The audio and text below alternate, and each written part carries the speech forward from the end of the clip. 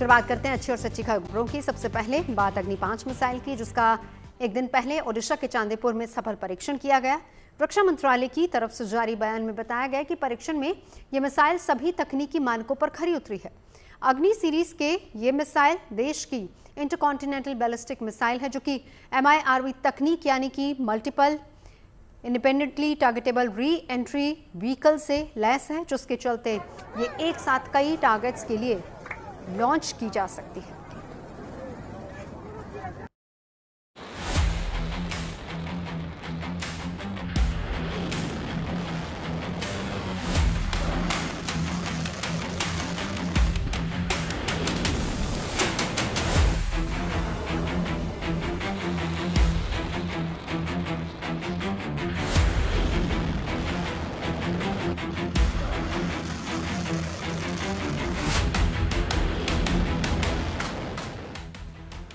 देश की सैन्य शक्ति को जबरदस्त ताकत देने वाली ये है अग्नि 5 मिसाइल, जिसका परीक्षण एक दिन पहले ओडिशा के चांदीपुर में किया गया।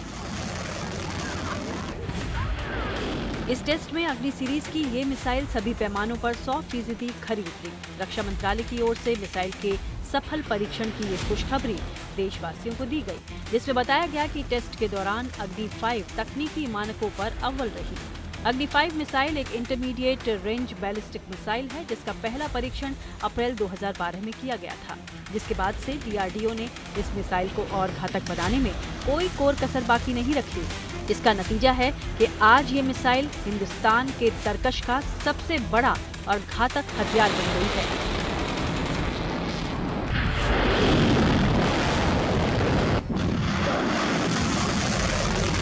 आज के दौर के युद्ध बैलिस्टिक मिसाइल पर आधारित है और इसी तरह के युद्ध के लिए भारत लगातार अपने आप को और ज्यादा सक्षम बना रहा है।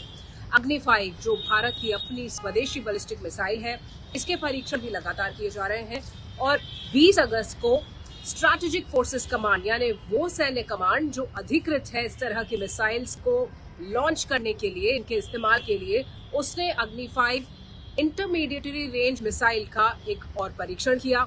उड़ीसा में ये परीक्षण हुआ और बताया गया कि ये बेहद सफल रहा, क्योंकि अग्नि 5 ने पूरी सटीकता के साथ अपने लक्ष्य को टारगेट किया। 17 मीटर लंबी और 2 मीटर चौड़ी ये मिसाइल 5000 किलोमीटर तक मार कर सकती है और ये MIRV तकनीक यानी multiple independently targetable re entry vehicle से लैस है, जिसका मतलब है कि इस मिसाइल से सैकड़ों किलोमीटर दूर कई टारगेट्स को तबाह किया जा सकता है। अग्नि 5 अपने साथ 1.5 टन तक न्यूक्लियर हथियार ले जा सकती है और इसकी स्पीड मैक 24 है, यानी आवाज की गति से 24 गुना ज्यादा है। बड़ी बात यह है कि अग्नि 5 के लॉन्चिंग सिस्टम में कैनिस्टर तकनीक का इस्तेमाल किया गया है, जिसके चलते इसे कहीं भी आसानी से ट्रांसपोर्ट किया जा सकता है।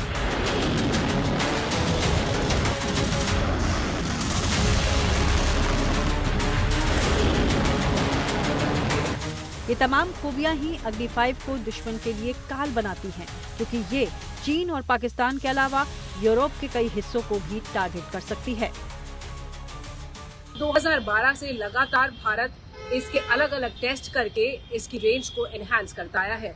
अग्नि 5 जैसा कि नाम ही बताता है, ये 5000 किलोमीटर की रेंज तक मार सकती है और इसकी गति की अगर हम बात करें तो ये आवाज की गति से 23 गुना ज्यादा है, यानी 24 मार्क। तो इसकी गति, इसकी मारक क्षमता और 1500 किलो के वॉरहेड्स ले जाने की जो क्षमता है, ये अग्नि 5 को पूरी दुनिया में सर्वश्रेष्ठ बैलिस्टिक मिसाइल बनाता है। इसकी स्पीड दिखाती कि इसका डिटेक्शन बहुत मुश्किल है, इसका CEP दिखाता है कि इसकी एक्यूरेसी बहुत ज्यादा है और साथ में जिस तरीके से इसका परीक्षण किया गया वो एक सक्सेसफुल टेस्ट फायरिंग हुआ है। तो ये इससे हिंदुस्तान का कॉम्बैट पोटेंशियल बढ़ेगा, चाहे ये पाकिस्तान के अगेंस्ट लॉन्च किया जाए, चाहे ये चाइना के अगेंस्ट लॉन्च किया जाए, ये एक डेफिनेट रिजल्ट देगा। पाकिस्तान तो कहीं भी किसी भी हालत में हिंदुस्तान की आर्मी के सामने खड़ा नहीं हो सकता, लेकिन इससे डायरेक्ट थ्रेट चाइना को है। मौजूदा तनाव और रक्षा जरूरतों को देखते हुए बीते कुछ सालों में हिंदुस्तान ने अपने मिसाइल प्रोग्राम को नई धार दी है, जिसकी सबसे ताजा मिसाल है अग्नि 5 का ये सफल परीक्षण। इस परीक्षण के साथ ही भारत भी उन चुनिंदा देशों में शामिल हो गया है जिनके पास MIRV तकनीक वाली मिसाइल है। हिंदुस्तान एक पावर है।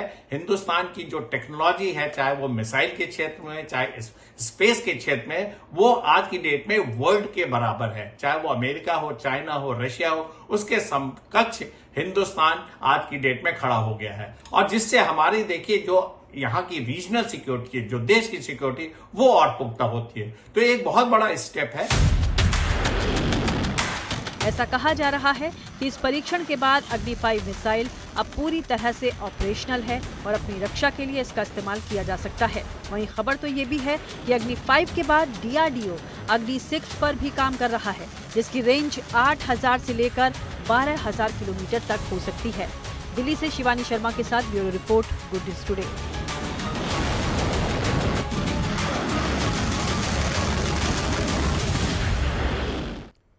और चलिए अब आपको लिए चलते देश के सरहदी राज्य जम्मू कश्मीर, जहां सेना देश के दुश्मनों से निपटने के लिए अपनी तैयारियों को और धार दे रही है। एक तरफ जहां कुपवाड़ा जिले के तंगधार सेक्टर में सेना ने स्नाइपर ट्रेनिंग का सफल आयोजन किया है, वहीं दूसरी तरफ अखनूर सेक्टर में NCC कैडेट्स को मेड इन इंडिया हथियारों को चलाने की ट्रेनिंग दी गई है। साथ ही ट्रेनिंग में आए कैडेट्स को ऑपरेशन सिंदूर के दौरान अपनाए गए रणकौशल के बारे में भी बताया गया।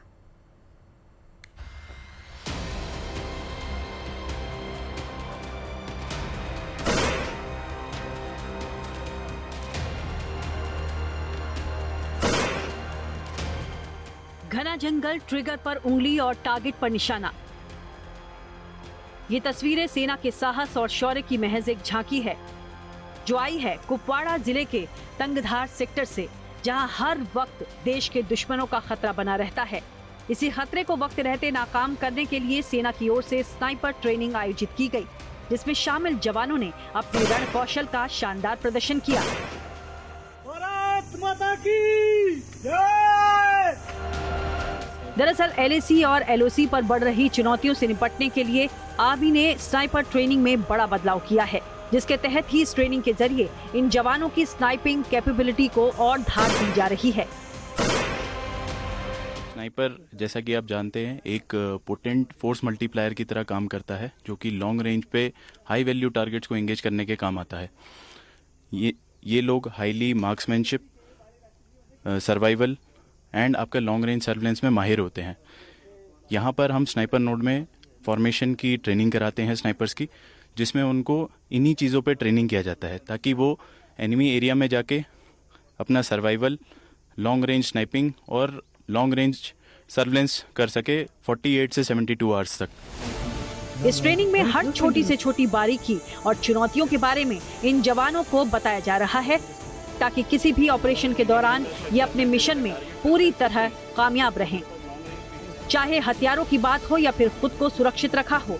इसलिए इन जवानों को ठीक वैसे ही ट्रेनिंग के दौरान माहौल दिया गया। इस स्नाइपर ट्रेनिंग का महत्वपूर्ण हिस्सा है ये राइफल और ये उपकरण, जो न सिर्फ टारगेट की सही पहचान करने बल्कि निशाना लगाने में भी मदद कर सकते हैं। स्नाइपर ट्रेनिंग के एडवांस कोर्स में स्नाइपर टीम को SAKO स्नाइपर राइफल से ट्रेनिंग दी जाती है, जिसका वजन बिना बुलेट के करीब 5 किलो है और इसकी इफेक्टिव रेंज 1500 मीटर है। अलग अलग प्रकार की ट्रेनिंग देते हैं, जिसमें 500 से लेके 1100 मीटर तक की रेंज पे हम उनको फायर कराते हैं और ट्रेनिंग देते हैं। ऑपरेशन सिंदूर में कितना? ऑपरेशन सिंदूर में भी स्नाइपर्स ने काफ़ी अहम रोल अदा किया था, एंड वो हमारे ये ट्रेनिंग उसमें काफ़ी काम आई। उधर अखनूर सेक्टर में भारतीय सेना ने NCC कैडेट्स को मेड इन इंडिया हथियारों को चलाने की न सिर्फ ट्रेनिंग दी, बल्कि उनके बारे में भी तफसील से बताया।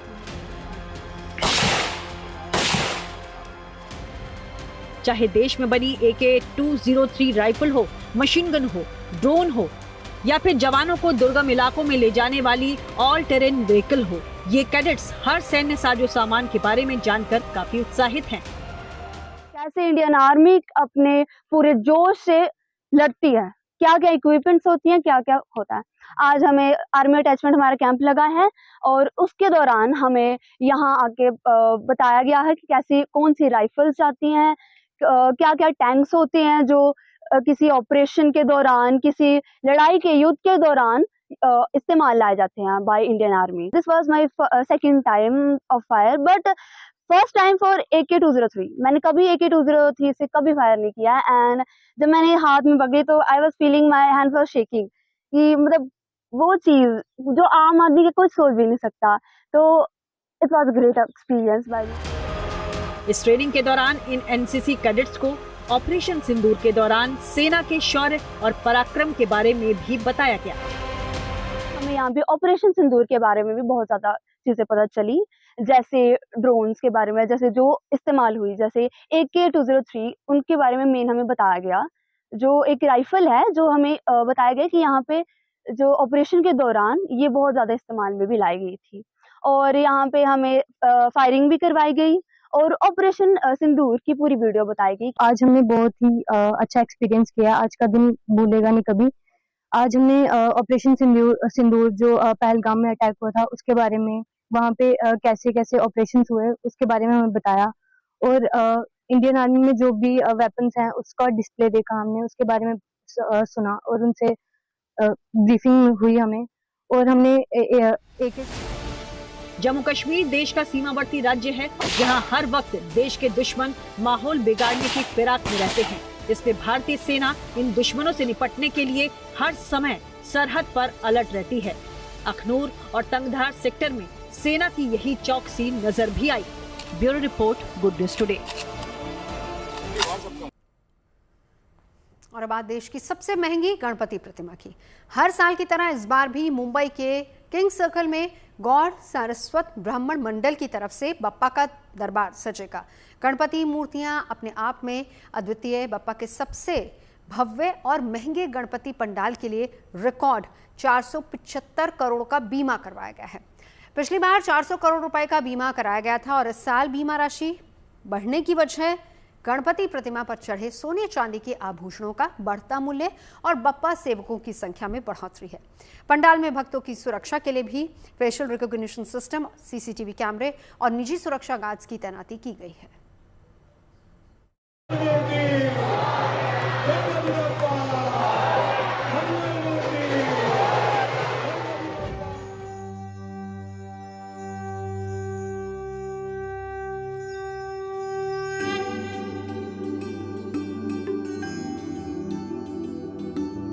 मंगल मूर्ति।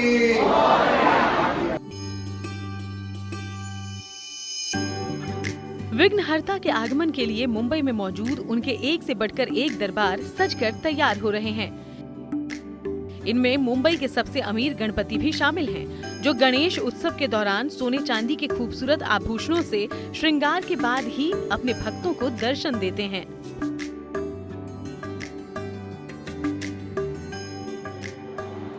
मुंबई के किंग सर्कल पर मौजूद GSB मंडल के गणपति का ठाट बाट, तड़क भड़क और वैभव विनायक के भक्तों में आकर्षण की बड़ी वजह बनती है। बप्पा के इस स्वरूप की शान शौकत अलग ही दिखती है।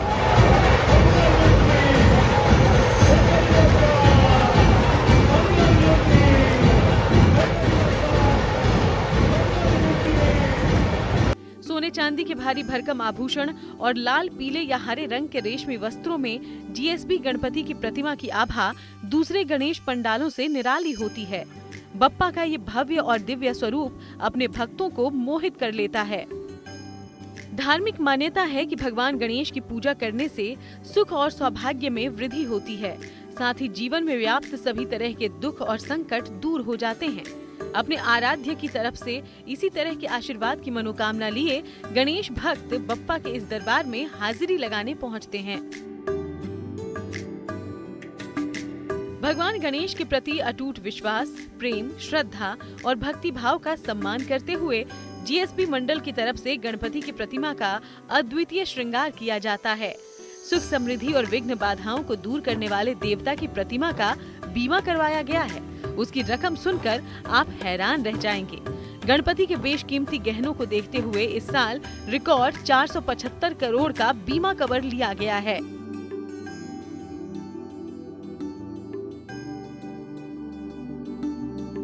$475 करोड़ रुपए के बीमा में सबसे बड़ा हिस्सा 375 करोड़ का है। वो सेवकों जैसे अचाक, रसोइये, गद्दीदार, चप्पल स्टॉल कर्मचारी, वॉलेट पार्किंग स्टाफ और सुरक्षा कर्मियों के व्यक्तिगत दुर्घटना बीमा के लिए है। यानी पंडाल में तैनात होने वाले 2000 से ज्यादा वॉलंटियर्स भी बीमा के दायरे में हैं। इसके बाद सोने चांदी के आभूषणों के लिए 67 करोड़ का कवर है। गणपति के ये गहने विसर्जन के बाद बैंक के लॉकर में जमा कर दिए जाते हैं।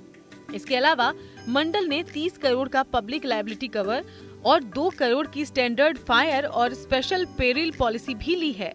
जो बीमा करवाया गया है उसमें किसी भी तरह की दुर्घटना या हादसे से होने वाला नुकसान भी शामिल है।